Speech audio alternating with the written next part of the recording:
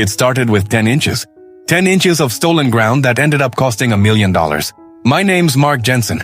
I'd lived quietly in Willow Ridge Estates for nearly a decade, modest home, white fence, one friendly golden retriever named Charlie.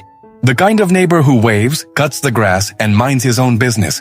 The HOA liked people like me at least, until Karen Holt became president. Karen lived 2 doors down in a mansion so spotless it looked photoshopped. She loved rules more than people fines for faded mailboxes, warnings for garden gnomes, and letters about unsightly trash cans seen from the street. Everyone called her HOA Karen. She called it maintaining property values. Then she decided to build a guest pool house. Construction trucks blocked my driveway before sunrise. Workers tossed debris into my ditch. I stayed calm until I noticed something off. The new cinderblock wall sat uncomfortably close to my fence line. Out of curiosity, I pulled out my original property survey. When I measured, I realized the truth. Her wall crossed the boundary by 10 inches. 10. The same woman who once lectured me about the proper height of trash bin lids was now building on my land.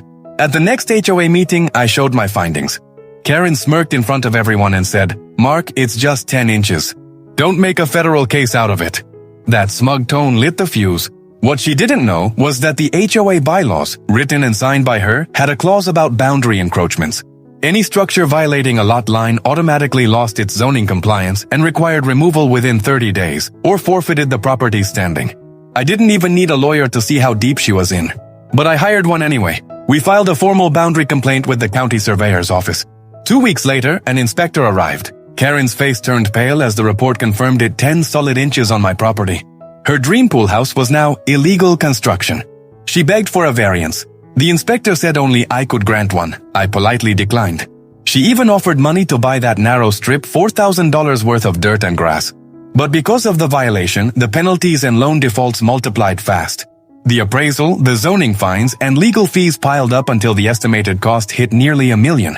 Her builder walked off mid-project. The HOA board, embarrassed, voted to suspend her as president while they resolved reputational matters. The once perfect mansion became a running joke among neighbors, the illegal palace 10 inches too greedy. When they called to negotiate, I made one request: rewrite the HOA rules. No more silly fines for mailbox paint, lawn color, or leaving Christmas lights up a week too long. I wanted fairness, dignity. They agreed unanimously. Karen sold her house within 3 months.